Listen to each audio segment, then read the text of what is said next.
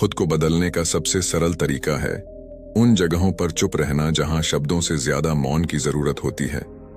मौन ही वह कुंजी है जो आत्म अधिकार और शांति का मार्ग खोलती है। नमस्कार दोस्तों, स्वागत है आप सभी का आपके अपने चैनल बुद्ध ब्लेसिंग पर। तो चलिए बिना किसी देरी के बढ़ते हैं आज की इस कहानी की ओर। बहुत समय पहले की बात है। मगध राज्य के एक छोटे से गांव में एक युवक रहता था जिसका नाम अंशुमान था। वह बहुत ही अधीर और गुस्सैल स्वभाव का था। छोटी छोटी बातों पर बहस करना और हर बात का उत्तर तुरंत देना उसकी आदत बन चुकी थी। धीरे धीरे उसके इस स्वभाव के कारण लोग उससे कतराने लगे। अंशुमान खुद भी इस बात को महसूस करता था कि उसका स्वभाव उसके जीवन में शांति और खुशियां लाने के बजाय तनाव और अकेलापन बढ़ा रहा है।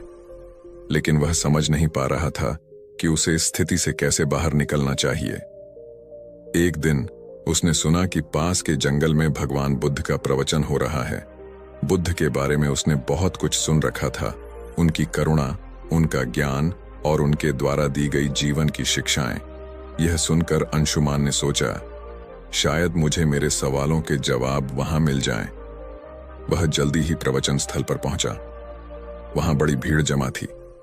बुद्ध अपने सरल और स्पष्ट शब्दों में जीवन की गहराइयों को समझा रहे थे। उसी समय बुद्ध ने सभा को संबोधित करते हुए कहा, यदि तुम अपने जीवन में सच्चा बदलाव लाना चाहते हो तो 10 जगहों पर चुप रहना सीखो। यह सुनकर अंशुमान को कुछ आशा की किरण दिखी। प्रवचन समाप्त होने के बाद वह बुद्ध के पास गया और उनके चरणों में झुककर बोला, भगवान, आपने कहा कि बदलाव लाने के लिए 10 जगहों पर चुप रहना चाहिए। कृपया मुझे विस्तार से समझाइए कि ये 10 जगहें कौन सी हैं और मैं उन्हें अपने जीवन में कैसे अपना सकता हूं। बुद्ध मुस्कुराए और बोले, यह जानने के लिए तुम्हें धैर्य, अनुशासन और आत्मनिरीक्षण की आवश्यकता होगी। अगर तुम इन शिक्षाओं को अपनाने के लिए तैयार हो तो मेरे साथ चलो। अंशुमान ने सहमति जताई और इस तरह उसकी यात्रा शुरू हुई। पहला स्थान, जब कोई तुम्हारी आलोचना करे। बुद्ध ने अंशुमान को पहले स्थान की शिक्षा दी। अंशुमान, जब कोई तुम्हारी आलोचना करे तो चुप रहो। आलोचना तुम्हारे लिए सीखने का अवसर है। यदि तुम गुस्से में प्रतिक्रिया दोगे तो तुम कुछ भी नहीं सीख पाओगे। लेकिन अगर तुम चुप रहकर सोचोगे तो तुम समझ सकोगे कि वह आलोचना सही है या गलत। बुद्ध ने उसे एक उदाहरण दिया।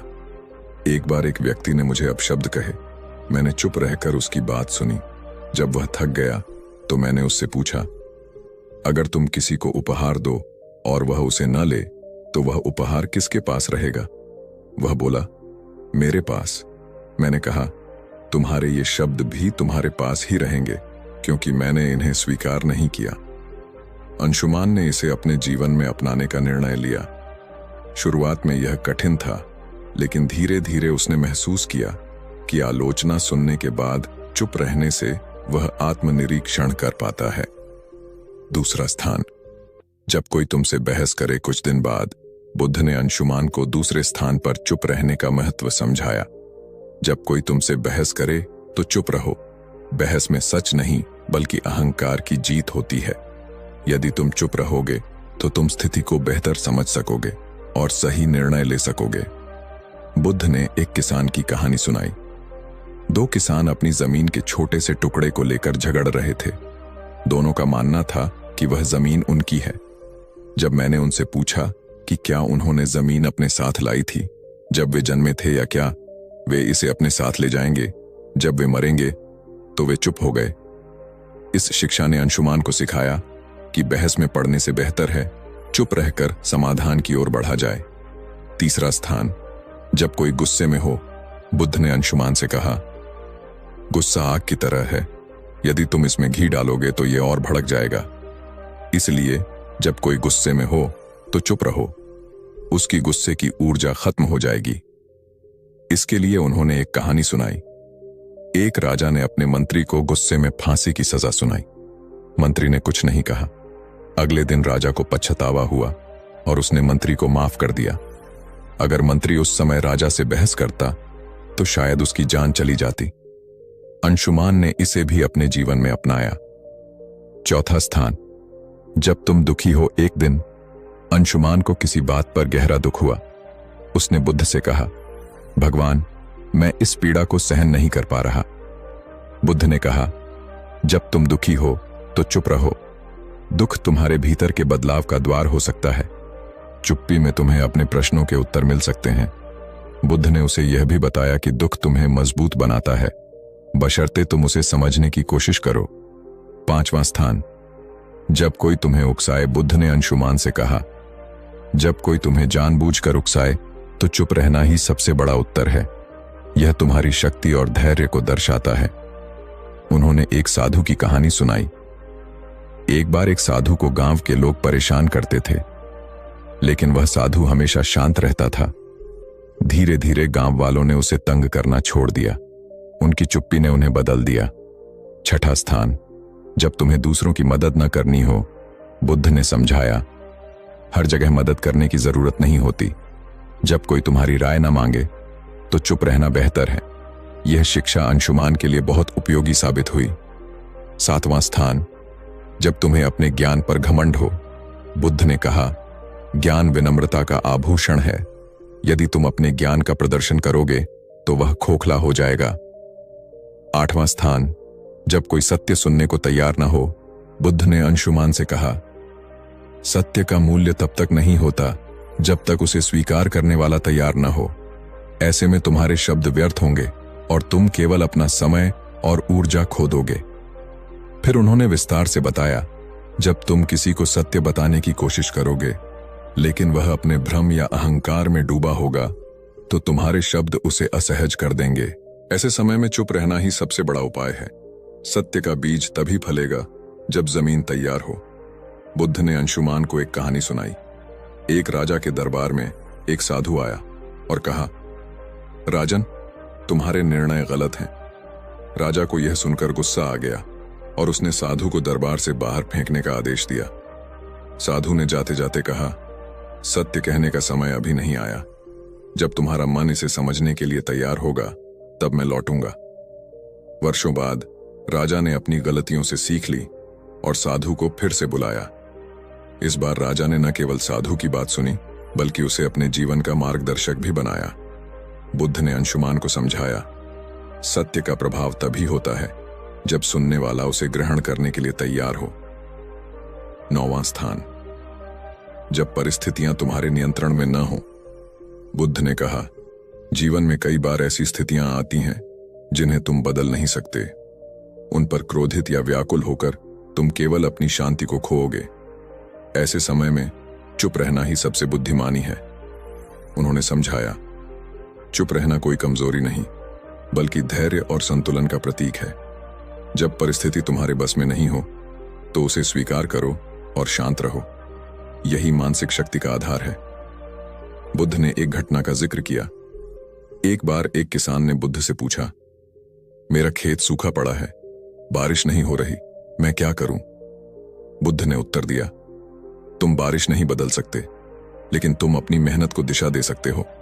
चुप रहो और अपने खेत के लिए वैकल्पिक उपाय खोजो। शांति से सोचो और समाधान खुद आ जाएगा। किसान ने यही किया और जल्द ही उसकी समस्या हल हो गई। बुद्ध ने कहा, जब परिस्थितियां तुम्हारे नियंत्रण में न हो तो चुप रहकर धैर्य और समाधान की दिशा में काम करना ही तुम्हारी सबसे बड़ी ताकत है। 10वां स्थान, जब तुम्हारा दिल भर जाए। बुद्ध ने अंशुमान से कहा, जब तुम्हारा हृदय कृतज्ञता, प्रेम और शांति से भर जाए तो इसे शब्दों की आवश्यकता नहीं होती। ऐसी स्थिति में चुप्पी स्वयं एक भाषा बन जाती है। यह तुम्हारे भीतर की सबसे बड़ी खुशी है। उन्होंने इसे और स्पष्ट करते हुए कहा, कृतज्ञता का सबसे शुद्ध रूप मौन में प्रकट होता है।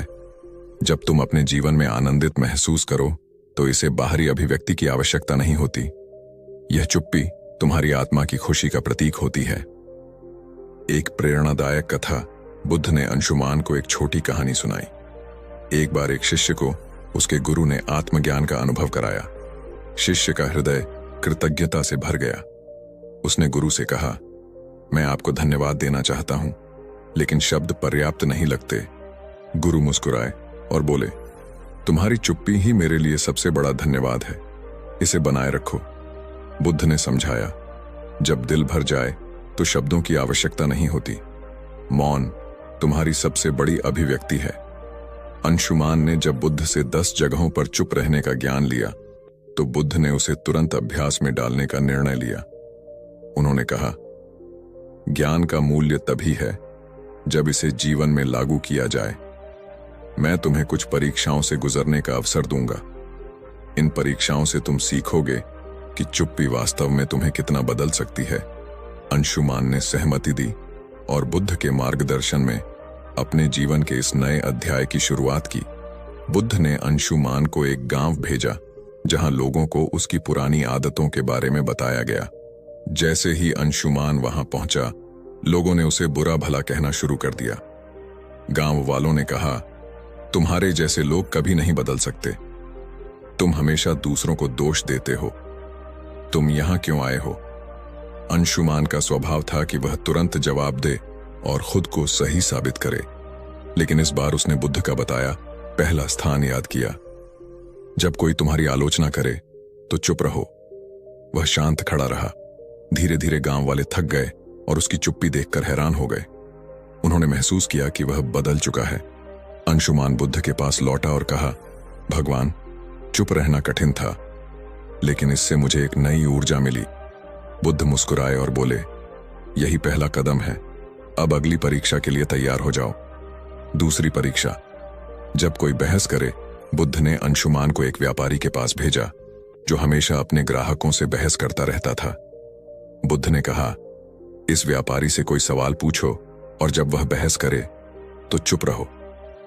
अंशुमान व्यापारी के पास गया और पूछा, आपके सामान की कीमत इतनी अधिक क्यों है? व्यापारी तुरंत गुस्से में आ गया और बहस करने लगा, तुम्हें क्या पता कि मैं कितना मेहनत करता हूं? क्या तुम मेरे काम की कद्र नहीं करते? अंशुमान ने बुद्ध के दूसरे स्थान को याद किया। जब कोई बहस करे तो चुप रहो। वह शांत खड़ा रहा। उसकी चुप्पी ने व्यापारी को सोचने पर मजबूर कर दिया। उसने महसूस किया कि बहस का कोई अर्थ नहीं है। तीसरी परीक्षा। गुस्से का सामना करना। अब बुद्ध ने अंशुमान को एक ऐसे व्यक्ति के पास भेजा जो अपने गुस्से के लिए कुख्यात था। अंशुमान को उसके पास जाकर मदद मांगने को कहा। उस व्यक्ति ने गुस्से में कहा, तुम्हें मुझसे मदद चाहिए? तुम्हारी हिम्मत कैसे हुई? अंशुमान ने पहले की तरह जवाब देने की बजाय चुप रहने का निर्णय लिया। धीरे धीरे उस व्यक्ति का गुस्सा शांत हो गया। उसने कहा, तुमने मुझे जवाब क्यों नहीं दिया? क्या तुम डरे हुए हो? अंशुमान ने कहा, मैं आपके गुस्से को नहीं बढ़ाना चाहता था। उस व्यक्ति ने महसूस किया कि चुप्पी में शक्ति है। चौथी परीक्षा। दुख का सामना करना। अगली परीक्षा में बुद्ध ने अंशुमान को एक विधवा स्त्री के पास भेजा जिसका इकलौता बेटा हाल ही में मृत्यु को प्राप्त हुआ था। वह स्त्री अपनी पीड़ा में किसी से बात नहीं करती थी। बुद्ध ने कहा, उसके पास जाओ और बिना कुछ कहे उसकी मदद करो। अंशुमान उसके पास गया और बस उसके पास बैठा रहा। उसने कुछ नहीं कहा, लेकिन उसकी मौन उपस्थिति ने स्त्री को सांत्वना दी। उसने पहली बार किसी से अपनी कहानी साझा की और अपने दुख से उबरने का प्रयास किया। बुद्ध ने कहा, दुख में चुप्पी कई बार शब्दों से अधिक प्रभावी होती है। पांचवी परीक्षा। उकसावे का सामना करना। बुद्ध ने अंशुमान को एक ऐसे समूह के पास भेजा जो उसे उकसाने के लिए तैयार था। उन्होंने अंशुमान को अपमानजनक बातें कहीं, लेकिन अंशुमान शांत रहा। उसकी चुप्पी ने उन्हें हार मानने पर मजबूर कर दिया। परीक्षाओं के बीच अंशुमान ने बुद्ध से पूछा, भगवान, चुप रहना कैसे इतना प्रभावी हो सकता है? बुद्ध ने कहा, एक बार एक राजा ने एक साधु से पूछा, जीवन में सबसे बड़ी ताकत क्या है? साधु ने राजा को एक कटोरा पानी और तेल दिया। उसने कहा, पानी और तेल को मिलाओ। राजा ने कोशिश की, लेकिन तेल पानी में घुल नहीं पाया। साधु ने कहा, चुप्पी तेल की तरह है, इसे आपसे अलग नहीं किया जा सकता। जब तक तुम इसे संभालोगे, यह तुम्हारी सबसे बड़ी ताकत रहेगी। अंत की परीक्षा। जब दिल भर जाए, अंत में बुद्ध ने अंशुमान को खुद से एक और परीक्षा लेने को कहा। उन्होंने कहा, जब तुम्हारा दिल खुशी और कृतज्ञता से भर जाए, तब चुप्पी को अपनाओ। अंशुमान ने महसूस किया कि जब वह अपनी सभी परीक्षाओं में सफल हुआ, तो उसका दिल शांति और आनंद से भर गया। उसने बुद्ध के चरणों में झुककर कहा, भगवान, मैं बदल चुका हूं। अब मैं जानता हूं कि चुप्पी ही सच्चा ज्ञान है। यह कहानी हमें सिखाती है कि चुप रहना केवल बोलने से बचना नहीं है, यह एक आंतरिक शांति और समझ का प्रतीक है। बुद्ध की यह शिक्षा हमें अपने जीवन के हर पहलू में संतुलन और शांति लाने का मार्ग दिखाती है। जब हम बोलने की बजाय सुनना और समझना सीखते हैं तो जीवन वास्तव में बदलने लगता है। यह कहानी हमें सिखाती है कि चुप्पी सिर्फ शब्दों का अभाव नहीं, बल्कि आत्मा की भाषा है। चुप रहना सीखो, यही सच्चा बदलाव है।